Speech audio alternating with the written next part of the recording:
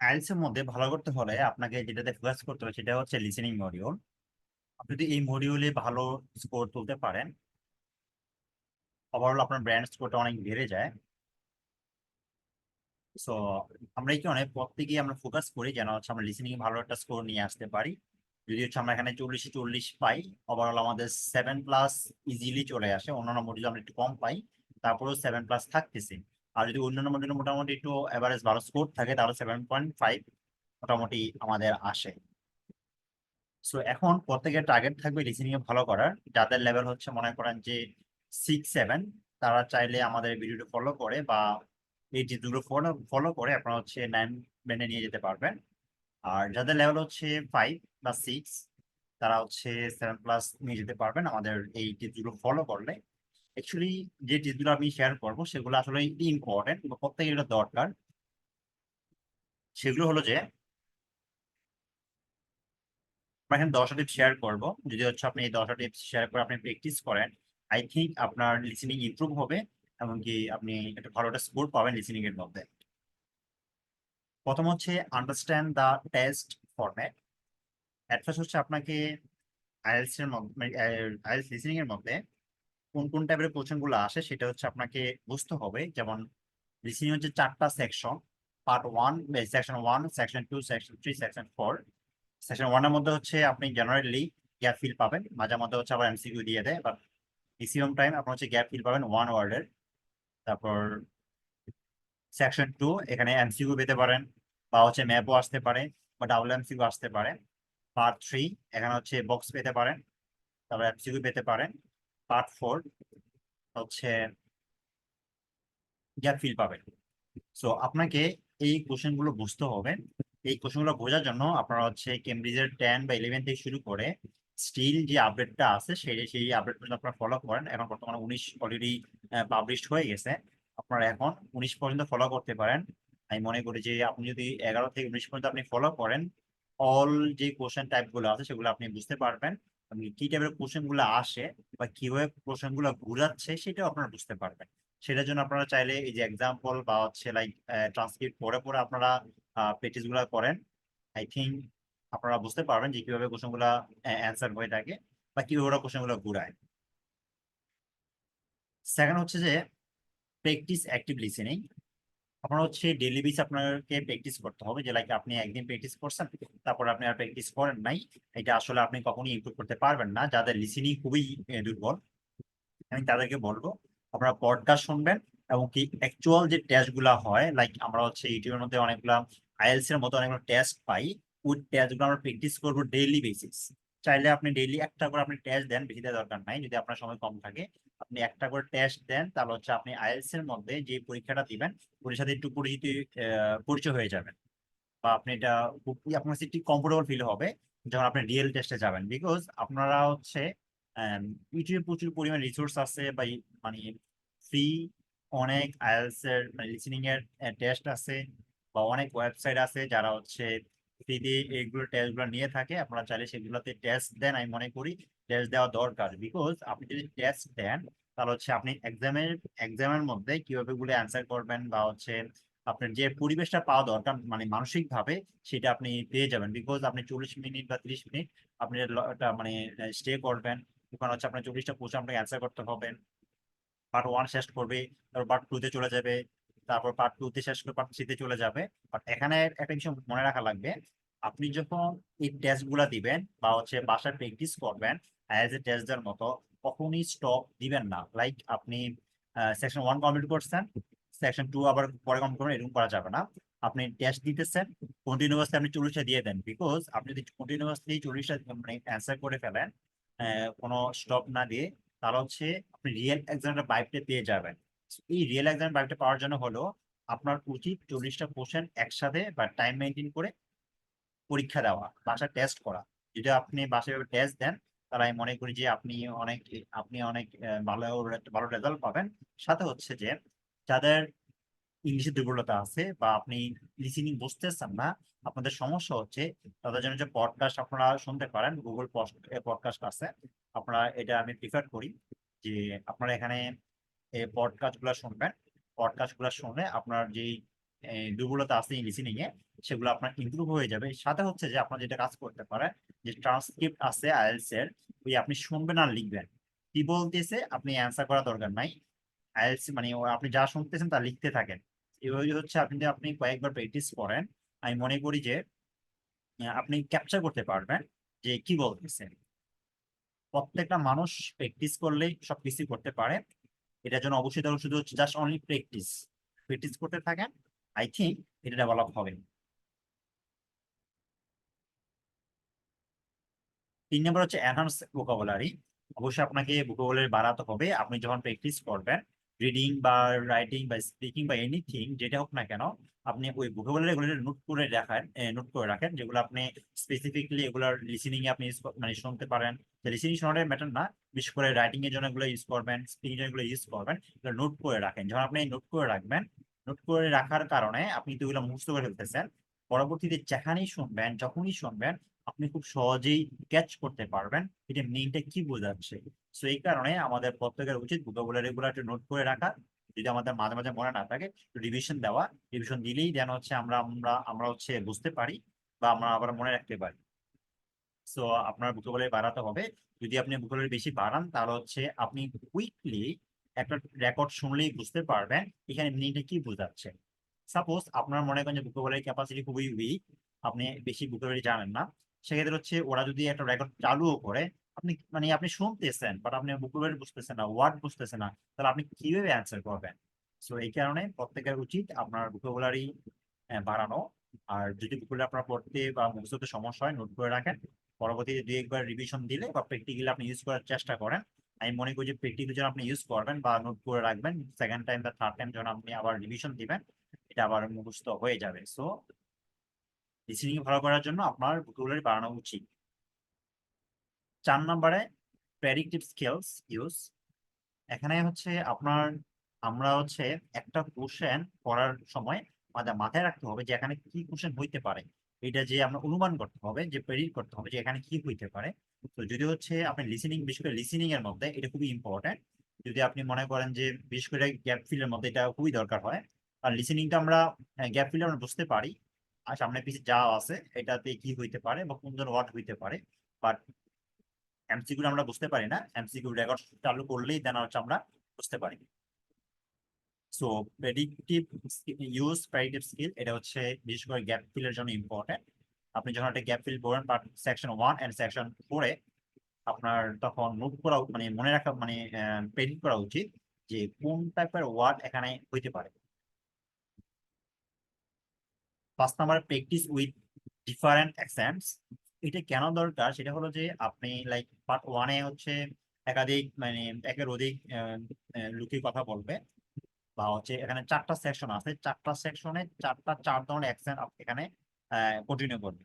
এখন যদি হচ্ছে আপনি ডিফারেন্ট অ্যাকসেন্ট আপনি শুনেন, ফলো করেন, তাহলে হচ্ছে আপনার সুবিধাটা হলো যে যেই টাইপের অ্যাকসেন্ট আসুক না কেন আপনি এই কথাগুলো আপনি বুঝতে পারেন। বিশেষ করে ইউএসএ, তারপর হচ্ছে ইউকে, তারপর হচ্ছে কানাডিয়ান, অস্ট্রেলিয়া, তারপর হচ্ছে এই অ্যাকসেন্ট গুলো যদি আমরা বুঝতে পারি তাহলে হচ্ছে আমি মনে করি যে আপনার জন্য অ্যাকসেন্ট বোঝাটা বেশি হার্ড হবে না। কিন্তু আমরা এগুলা বেনিফিট পাবো পডকাস্ট থেকে, যে লাইক আমরা যদি অনেক পডকাস্ট শুনি, পডকাস্ট একজন ব্যক্তি তো সব পডকাস্ট শুনবেন না, বিভিন্ন ভ্যারাইটিস পডকাস্ট শুনবেন। বা হচ্ছে নিউজ ফিড, নিউজ পেপার, মানে যেগুলা নিউজ মানে নিউজ কোম্পানি আছে লাইক এবিসি, তারপর হচ্ছে এনবিসি, তারপর ওয়াশিংটন, আচ্ছা যাই হোক আমি অনেকগুলো মনে করতে পারতেছি না। আচ্ছা এইগুলা যে আপনার ইউটিউবে পান, এই নিউজ কোম্পানি গুলা ওরা অনেক নিউজ পড়ে। সো ওরা যখন নিউজ পড়ে আপনি হচ্ছে এই নিউজ গুলো আপনি শুনতে পারেন, যখন হচ্ছে ওদের কথাগুলো আপনি শুনবেন। বিশেষ করে কানাডিয়ান যে কোম্পানি মানে কানাডিয়ান যে নিউজ কোম্পানি গুলো আছে, সো ওদের কিছু আপনি ফলো করতে পারেন। ইউএস এর আলাদা কিছু ফলো করতে পারেন। তারপর হচ্ছে ইউকে এর যেই নিউজফিড কোম্পানি গুলো আছে, নিউজ পেপার কোম্পানি গুলো আছে, যারা মানে সংবাদ প্রচার করে, ওদের কথাগুলো আপনি শুনতে পারেন আলাদাভাবে। তাহলে আপনার সুবিধা হবে যে প্রত্যেকটা কান্ট্রি ইন্ডিভিজুয়ালি আপনি কিছু অ্যাকসেন্ট আপনি বুঝে গেলেন। সাথে হচ্ছে যে আপনি পডকাস্ট দিবেন, পডকাস্ট হচ্ছে ভ্যারাইটিস পডকাস্ট শুনবেন বিভিন্ন আইটেমের বা বিভিন্ন মানুষের, তাহলে হচ্ছে আপনি ওই অ্যাকসেন্টটা আয়ত্ত করে ফেলবেন। দেন হচ্ছে আপনি যখন প্র্যাকটিস দিবেন রিয়েল টেস্টের মতো, মানে অ্যাকচুয়াল যে টেস্ট গুলো হয় ইয়ার মধ্যে, আইএলটিএস মানে ইউটিউব থেকে বা বিভিন্ন ওয়েবসাইট থেকে আইএলটিএস এর যেই মক টেস্ট বলতে পারি, লিসেনিং এর মক টেস্ট যেটা বলা যায় আর কি, যখন আপনি ওই টেস্ট গুলো দিবেন ওখানে কিন্তু আপনি বিভিন্ন অ্যাকসেন্ট আপনি পাচ্ছেন। ওরা কিন্তু আইএলটিএস এর মতো করে বিভিন্ন অ্যাকসেন্ট ওরা ইউজ করে ওদের মানে ওদের টেস্টের মধ্যে। তো যদি হচ্ছে আপনি ওই টেস্ট গুলাও দেন তাহলে হচ্ছে আপনি বিভিন্ন অ্যাকসেন্ট বুঝতে পারতেছেন। সো এটা হচ্ছে আপনার সুবিধা। সো এই কারণে আপনার উচিত বিভিন্ন অ্যাকসেন্ট প্র্যাকটিস করা। যদি হচ্ছে আপনি এগুলো প্র্যাকটিস করেন, আপনার এই অ্যাকসেন্টের যে প্রবলেমটা সেটা দূর হয়ে যাবে। আপনি মোটামুটি অল অ্যাকসেন্ট বুঝতে পারবেন। আর এগুলো আমাদের আগে থেকে প্র্যাকটিস করা উচিত। যদি হচ্ছে আমরা এগুলো প্র্যাকটিস না করি, আমরা পরবর্তীতে প্রবলেম ফেস করি। দেন ফোকাস অন উইক এরিয়াস। আমরা হচ্ছে যে যেই পারে দুর্বল, যে লাইক আপনি হচ্ছে এমসিকিউ দুর্বল হতে পারেন। বিশেষ করে মোস্ট অফ দ্য স্টুডেন্ট হচ্ছে উইক থাকে হচ্ছে এমসিকিউ এর মধ্যে। এমসিকিউটা একটু হার্ড লেভেলের। যদি আপনার লাইন লেভেল আপনার লেভেল যদি 9 হয় তাহলে হচ্ছে আপনার এমসিকিউ মোটামুটি ভালো হবে। যদি আপনি একটা এভারেজ হন, এই 6 বা 5 হয়, তাহলে আপনি এমসিকিউ অনেক ভুল করবেন। বা অনেকে আবার গ্যাপ ফিল ভুল করে থাকে পার্ট 4 এর মধ্যে। তো এই কারণে আপনার যেখানে আপনি আপনার দুর্বলতা আছে আপনি ওটা নিয়ে কাজ করেন, ওটা নিয়ে প্র্যাকটিস করেন এগিন অ্যান্ড এগিন। দেন প্র্যাকটিস করতে করতেই আপনি হচ্ছে এখানে ইমপ্রুভ করতে পারবেন। সো অবশ্যই আপনার যে ফোকাস পয়েন্ট গুলো আছে, ফোকাস যে কোশ্চেন মানে যে উইক যে কোশ্চেন গুলো আছে ওগুলোতে ফোকাস করেন, ইমপ্রুভ করার চেষ্টা করেন। 8 নম্বর হচ্ছে আন্ডারলাইন কিওয়ার্ডস। আমরা কিওয়ার্ড অবশ্যই আন্ডারলাইন করব। কেন আন্ডারলাইন করবো সেটা হলো যে আমরা হচ্ছে একটা কোশ্চেন যখন আমরা মানে আমরা যখন হচ্ছে একটা রেকর্ড শুনি, তো আমাদের রেকর্ড মুভ করতে হবে। একটা কোশ্চেন পড়ার পর আরেকটা কোশ্চেন মুভ করবে। এই যে মুভিং এর জন্য যে মুভটা আমরা যেন বুঝতে পারি যে কোন কোশ্চেন থেকে কোন কোশ্চেনটা আসতেছে, এটা জানার জন্য হচ্ছে আমরা আমাদের কোশ্চেন থেকে আমরা কিছু ওয়ার্ড আমরা আন্ডারলাইন করব, কিওয়ার্ড দাগাবো, যেগুলো হচ্ছে আমাদেরকে হেল্প করবে ওদের মুভিংটা বোঝার জন্য। সো আমরা লিসেনিং করার সময় অবশ্যই কিওয়ার্ড দাগাবো। কিওয়ার্ড দাগানোর মাধ্যমে আমরা বুঝতে চেষ্টা করবো যে ওরা কখন কখন মুভ করতেছে। যখন আমরা ডিরেক্টলি কোনো একটা ওয়ার্ড আমরা মার্ক করবো বা কিওয়ার্ড হিসেবে দাগাবো, তখন ওরা যদি এই ওয়ার্ডটা বলে দ্যাট মিনস ওরা এখানে আছে। পরবর্তী ওয়ার্ড মেনশন করতে মানে পরবর্তী ওয়ার্ডে চলে গেছে, মানে পরবর্তী ওয়ার্ড মানে পরবর্তী নেক্সটে যখন যাবে তারা নেক্সট যে কিওয়ার্ডটা সেটা ওরা বলবে। সো এই কারণে আমাদের অবশ্যই প্রত্যেকের কিওয়ার্ড গুলোতে ফোকাস করা উচিত এবং কিওয়ার্ড গুলো আন্ডারলাইন করা উচিত, যেন হচ্ছে ওদের মুভিং পয়েন্ট গুলো আমরা বুঝতে পারি। যখন হচ্ছে ওরা নেক্সটে চলে যাবে, আগের যেই কথাগুলো বলছে আমরা ওগুলো সম্পূর্ণ স্কিপ করে যাব, বিকজ ওরা একটা কথা সেকেন্ড টাইম বলবে না। সেই কারণে আমরা হচ্ছে যেটা বলে দিছে সেটা শেষ, যেটা নেক্সটে বলতেছে মানে বলবে বা হচ্ছে রানিং বলতেছে ওটাতে আমরা ফোকাস করব। যেটা চলে গেছে ওটা নিয়ে আমরা কখনোই মাথা ঘামাবো না। যদি আপনি অ্যান্সার নাও করতে পারেন সমস্যা নেই, আপনি স্কিপ করে চলে যান। আপনি যেখানে আপনি কিবোর্ডটা পাইছেন ওখানে থেকেই আপনি অ্যান্সার গুলা দেওয়ার চেষ্টা করেন, বা পরবর্তী কিবোর্ডটা আপনি ধরে ধরে রাখেন। যখন হচ্ছে ওইটা বলবে আপনি ওখান থেকে অ্যান্সার করার চেষ্টা করবেন। Stay focused. আমরা হচ্ছে অবশ্যই আমাদের মনোযোগ আমরা রাখবো আমাদের লিসেনিং এর মধ্যে। যদি হচ্ছে আমাদের মেন্টালি ভাবে যদি আমরা মানে শান্ত না থাকি, আমাদের আসলে মানে যদি ডিপ্রেস থাকে, আমরা হারাই যাই। And সাথে হচ্ছে যে আমরা ফোকাস থাকার জন্য আমরা কিওয়ার্ড গুলো আমরা আন্ডারলাইন করতে পারি বা কিওয়ার্ড গুলো আমরা ফোকাস করতে পারি। যদি হচ্ছে আমরা কিওয়ার্ড গুলোতে আমরা ফোকাস করে রাখি, তাহলে হচ্ছে আমাদের মানে ফোকাসটা ভালো থাকে। আর আমরা কখনোই মানে একটা অ্যান্সার ভুল হয়ে গেলে বা দুটি অ্যান্সার ভুল হয়ে গেলে আমরা কখনোই মানে আমরা ট্র্যাক হারাবো না। মানে মিস হইতেই পারে, স্বাভাবিকভাবে নিবেন। এটা এটা কখনোই বেশি এক্সাইটেড হবেন না বা হচ্ছে নেগেটিভলি নিবেন না যে আমি দুটো অ্যান্সার করতে পারতেছি না, আমারটা আমি তো শেষ। এই ধরনের নার্ভাস ফিল কখনই আনা যাবে না। অবশ্যই আপনি শান্ত থাকা লাগবে এবং কি ফোকাস ফোকাস থাকা লাগবে কি বলতেছে ওটার উপর, সাথে হচ্ছে কোশ্চেনে কি আছে ওটাতে আপনাকে ফোকাস থাকতে হবে। আর এই ফোকাস থাকার জন্য মূলত হচ্ছে আমরা কিওয়ার্ড গুলোতে আমরা ফোকাস করি, কিওয়ার্ড গুলো আমরা দাগাই। ওই কিওয়ার্ড গুলা ধরে ধরে আমরা মূলত হচ্ছে আমাদের ফোকাসটা ঠিক রাখবো। যখন হচ্ছে আপনি কিওয়ার্ড গুলাকে আপনি আহ, মানে কিওয়ার্ড গুলো আপনি ধরতে পারবেন, তখন আপনি অটোমেটিক্যালি ফোকাসটা ঠিক রাখতে পারবেন। সো এটার জন্য অবশ্যই আপনাকে একটু প্র্যাকটিস করা দরকার। বিশেষ করে পার্ট 4 এর মধ্যে হচ্ছে যেহেতু হচ্ছে লং টাইম ওরা কন্টিনিউ কথা বলে, হয়তো বা মাঝখানে 4-5টা বলে একটু একটু স্টপ দিবে, বাট বাকি এগুলোর মতন না, একটু স্টপ দিয়ে আবার কন্টিনিউ করবে। তো এই কারণে আমরা যে পার্ট 4 এর মধ্যে হিসেবে হারাই যাই বা আমাদের ফোকাসটা নষ্ট হয়ে যায়, ধরে রাখতে পারি না। বাট এটার জন্য অবশ্যই আমাদেরকে যেটা করতে হবে সেটা হলো যে কিওয়ার্ড গুলা কিওয়ার্ড গুলাতে ফোকাস রাখতে হবে। যখন হচ্ছে আমরা কিওয়ার্ড গুলোতে ফোকাস রাখতে পারবো, তাহলে হচ্ছে আমরা আমাদের মানে ফোকাস মানে আমাদের ফোকাস হারাবো না। Then হচ্ছে লিসেন ফর প্যারাফ্রেজিং। আইএলটিএস মানে হচ্ছে ফ্রেজিং, যেটা এক কথা বলা যায়। তো আপনি মাথায় নিবেন যে ওয়ার্ডটা আপনি কিওয়ার্ড হিসেবে দাগাইছেন, বা যে ওয়ার্ডটা মনে করতেছেন হ্যাঁ এই ওয়ার্ডটার মাধ্যমে আমি এই সেন্টেন্সের বা হচ্ছে এই গ্যাপ ফিলের বা এই এমসিকিউর মিনিংটা আমি বুঝতে পারবো, ওই ওয়ার্ডটা আপনি মিনিংটা বুঝবেন, বাট ওই ওয়ার্ডটা ডিরেক্টলি বলবে ওইটার জন্য প্রস্তুত থাকবেন না, বাট প্রস্তুত থাকবেন listen for paraphrasing. That means এইটার কিছু একটা বলবে, সিনোনিম বলবে, ওরা এটা ঘুরিয়ে ফিরিয়ে এরকম কিছু মিনিং বোঝাবে। সো ওইটার জন্য মেন্টাল প্রিপারেশন থাকেন, দেখবেন যে আপনি নিজেই ওইটার জন্য আপনি প্রস্তুত থাকতেছেন, আপনি ওই অ্যান্সারটাই পাচ্ছেন। বাট ডিরেক্টলি যে ওয়ার্ডটা আছে যদি ওইটার জন্য আপনি বসে থাকেন, তাহলে হচ্ছে আপনি এখানে ভালো অ্যান্সার করতে পারবেন না। সো ফোকাস থাকতে হবে প্যারাফ্রেজিং এর উপর, যে আমি এই মিনিংটা বুঝতেছি। প্যারাফ্রেজিং কখন বুঝতে পারবেন, যে যখন হচ্ছে একটা সেন্টেন্স পড়বেন বা হচ্ছে একটা ওয়ার্ড পড়বেন, এটা মিনিংটা আপনি বুঝতে পারবেন। জাস্ট বাংলা ভাবে নেন আপনি, যে একটা ইংলিশ ওয়ার্ড ওটা বাংলাটা কি বোঝাচ্ছে, আপনি বাংলাটা বুঝিয়ে দেন আপনি মাথায় রাখেন।